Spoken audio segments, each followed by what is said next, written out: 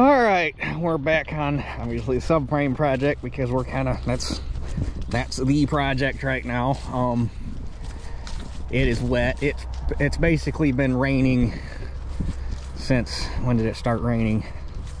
Friday night, and then it rained Saturday, and it wasn't supposed to rain Sunday, and it rained Sunday, and then it rained today. I don't know how much rain we've got, but we've gotten a fair bit. We were up shelling corn for the boss today, and I had a grain cart try to pass me. I was running cart and coming down a hill, and I was kind of, luckily I was watching what was going on because I was kind of expecting it to happen. And I was in the 4450, and I was heading down the hill, and they got a 500 bushel Parker. Luckily it wasn't loaded. It was, I think we only had there's probably 300 bushel in it maybe. And I was going down a hill, and I was watching the cart, and sure as shit, you know, I'm going this way, and I'm looking, and next thing I know, the cart's right about, well, by the time it came around so fast, by the time I got reacted to it, because I was watching it, it got to right about here in the window. So I took and turned the tractor towards the woods, and we basically went down the hill like this until I got to the bottom, and then she swung back out straight. But that was a little nerve-wracking, so we went to a different part of the field and didn't go back to that spot. And that's no-till ground. It's greasy, it's nasty, it's not fun. So I don't know, he's got a bunch of muck ground left that I might end up combining. And I had another guy that's been bugging me about doing some custom work call me on the way home from work today, and he said he's getting real nervous. So in amongst getting my stuff out, there might be some custom running to do, which I wouldn't mind one bit, 'cause it'll help pay for the tracks. It's just one of them years. But let me get this thing started here.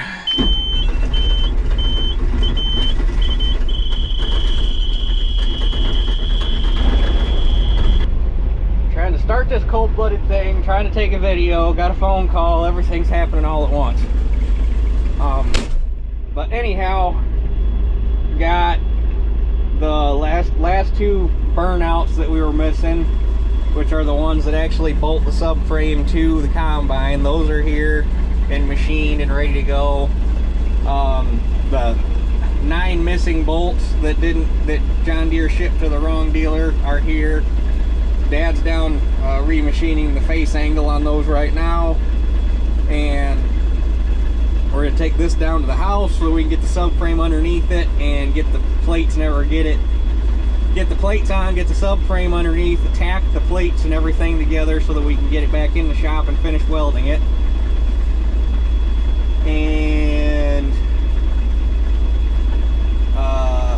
as of today, did not get the pins machined or the tubes machined yet, because Dad could not get a hold of the place with the centerless grinder for the pins, so he's gonna have to turn those. And the lathe that he was gonna use had a job on it and didn't get opened up till this afternoon, so he's gonna work on those in the morning. Unfortunately, as much as I'd like to get video of that, I won't be able to because I gotta work. So those will hopefully be done tomorrow, and really once that's all done, it'll go pretty quick, because from there it's all putting everything in and welding it together. There's no real work after that, so it's all just plug and play. So anyhow, I'm gonna let this thing warm up because she is not happy, and we'll get this down to the house so that we can get everything underneath it and start tack welding. Okay, these are the missing plates. Chamfered for the bolts. These bolts.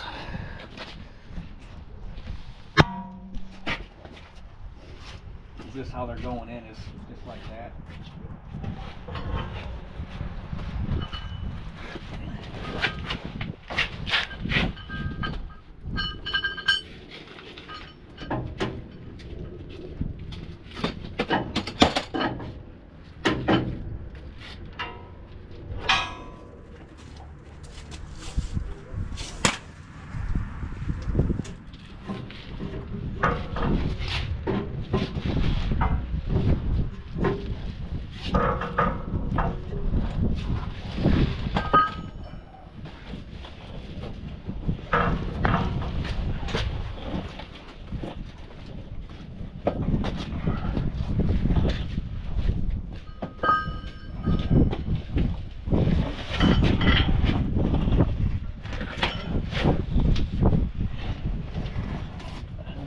Slight clearance issue. Well, if there was going to be one, it'd be on that side. Might have to take a little bit more of a scallop out of it.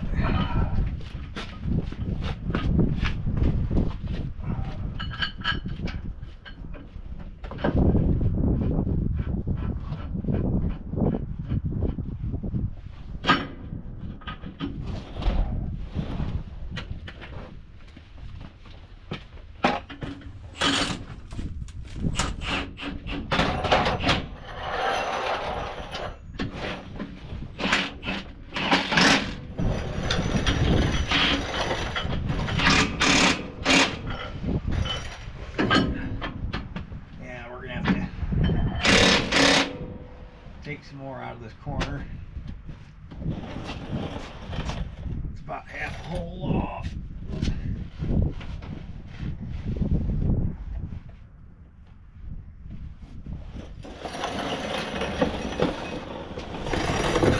Okay, this plate right here we had to throw up in the mill and take about another ½ inch out of here because it was hitting the mud guard, or the mud guard for the hydro belt. So now that fits, and now we got to get this has to be lined up with these witness marks Dad put in the plates, because that's where these are going to land. And as you can imagine, with this weight upside down, it ain't fun.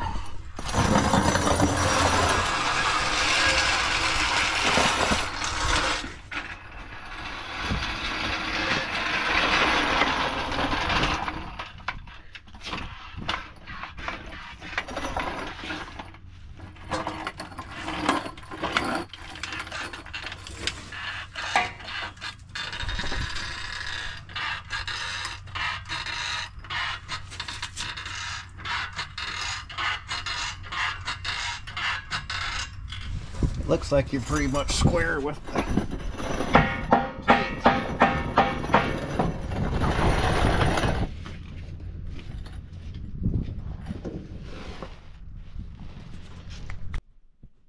Okay, so I missed getting everything tacked down underneath the combine because I had a guy show up, and I finally got rid of the last remaining tire off of the 4150, other than the two that I was keeping for duals. So I was loading that guy up while Dad was tacking it up, and then we got back here and he started welding, and I just didn't get the camera. So they're on.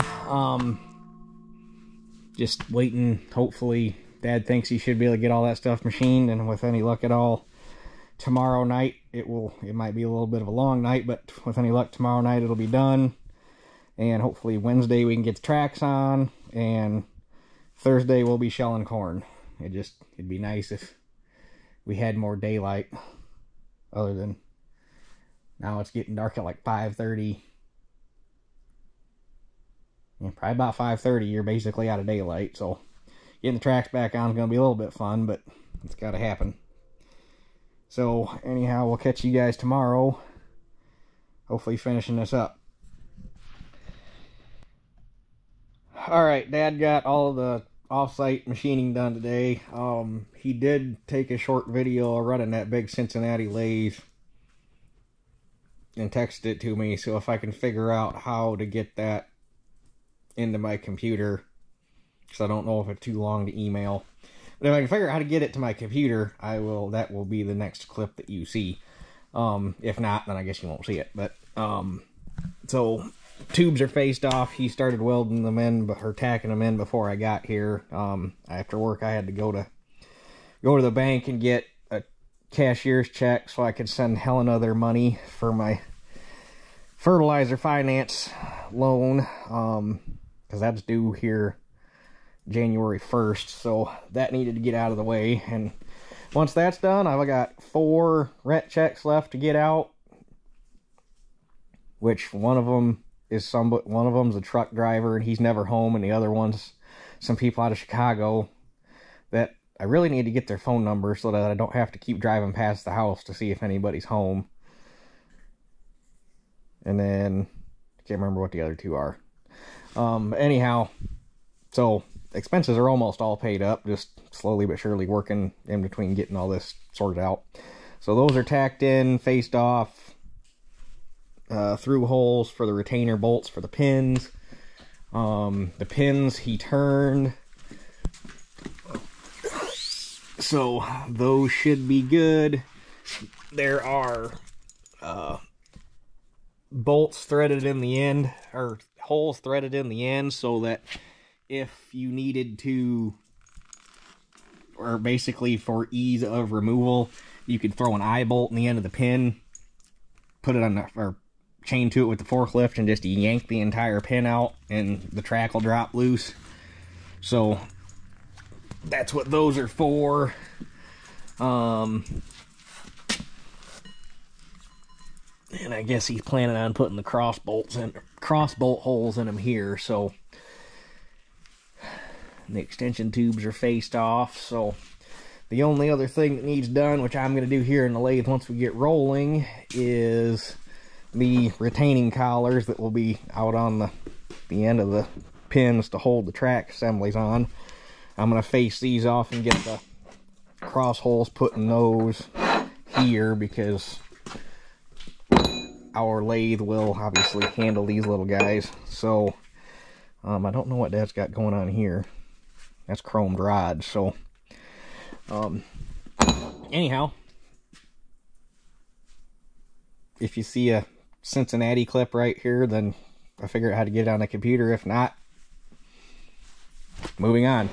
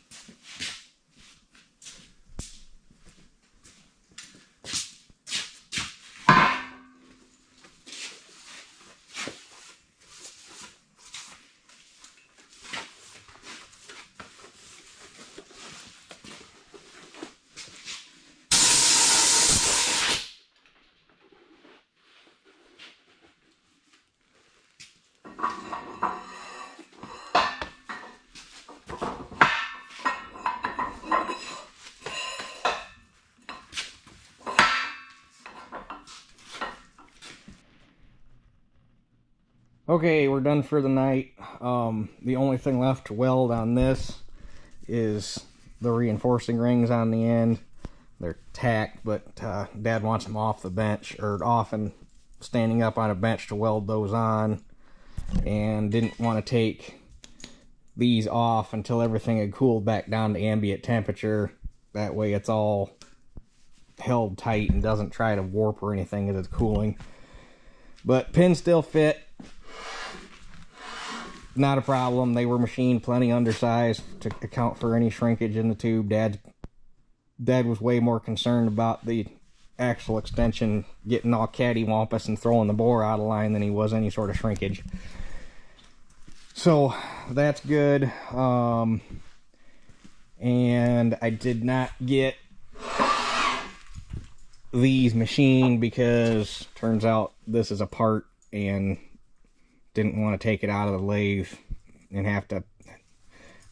Dad's guy Mike is working on it, and this is as far as they made it today, so Dad didn't want to take it out and have to have them re-indicated in and set all back up, because right now it's all set up to go. So Dad said in the morning while I'm at work he'll take these off after everything's cooled down, weld the rings on, and he'll face these off.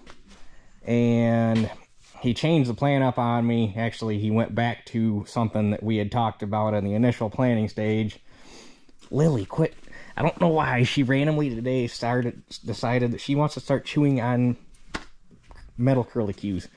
What we had talked about, we went through a couple different conversations and revisions as far as retaining the pins. Obviously, the thought was a cross bolt, and the other thought was a really thick, heavy washer on either side. Well, actually, originally it was just on one side to hold the track on, and a cross bolt here. And Dad decided that he wanted to try something different, and we're going to let the pin free float with a bolt and a heavy washer here, and a bolt and a heavy washer here. That way, to ease, because the worst part about having a cross bolt in it is you got to get the bolt lined up with the pin, and that's not going to be easy with track. It's a pain in the ass, basically, because we want the flexibility depending on how all this works out, and we'll know tomorrow when we go to put the tracks back on the trial. We'll go through the trials and errors again of what's the easiest way to install these things, but we wanted the flexibility to either be able to put the pin in, drive up with the track, set the track down, get the sprocket on, and then pull the pin back through the track, or have the pin installed in the track and shove the whole schmear on so that we can figure out what's going to be easier. That's why he ended up going this route with heavy washers on either end. And the only thing that could be an issue is if they decide they want to work loose. But there's a whole lot more bearing area in this than there would be out here in the track frame to hold it in friction.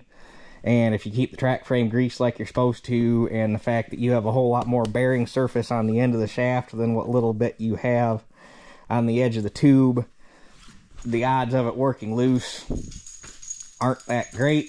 We'll just have to keep an eye on it. And like I say, we're kind of still in the prototyping phase as far as how we want the pins to work. That's why Dad put the cross bolt holes in, so that if this didn't work out, all he's got to do is take the pins, punch a hole in them, and then we can put a bolt in them, and that solves that problem. So then that's also, these are not going to get a cross hole in them for a bolt, because they'll just go on as spacers and then the washer. So we'll have to see how all that, basically we'll just have to see how it runs and how well, or how we like putting them on and taking them off, and go from there. And it'll be a learning experience as to what changes we want to make going forward. But got to have them on the machine and run them and use them before we can make any decisions like that. So basically you see it done other than 4 welds, so I'm calling it done. I'm probably not gonna bother taking video tomorrow putting tracks on, strictly because we're going to be short on daylight, and I want to make it happen, and it's kind of going to be all hands on deck, and it's just going to be a whole lot easier to do it and get it out of the way than it's going to be to try to video it. So I guess if that upsets you, there's the door.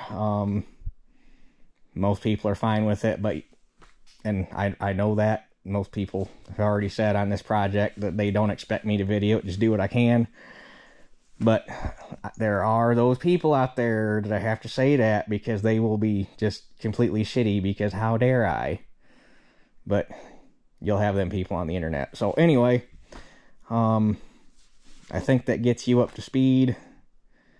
And with any luck at all, Thursday we'll be shelling some corn. I'm trying to figure out, because the elevator is naturally closed this weekend because of weather. We got a 60% chance of rain. I wish they'd be open, because I'd say screw it, even if it was sprinkling, and I'd just start running, because now I got the capability to get over the ground no matter what. But, so, I'm trying to formulate a plan. I got a buddy that offered me a semi, but there's really only one field that I have left that's practical to get a semi to, and that's the muck. Anywhere else, we would have to park the semi and cart it out and load on the road, and one field is on a blind curve, and 2 fields are on blind hills, so there's no safe place to park a semi and load on the road. So basically, I'm trying to formulate a plan as to get the most done in the next couple days as possible, because I can't run this weekend, so we'll see how all that plays out. But anyway, that's it for this one. We'll catch you guys on the next one. Next one, you should see this thing doing its thing.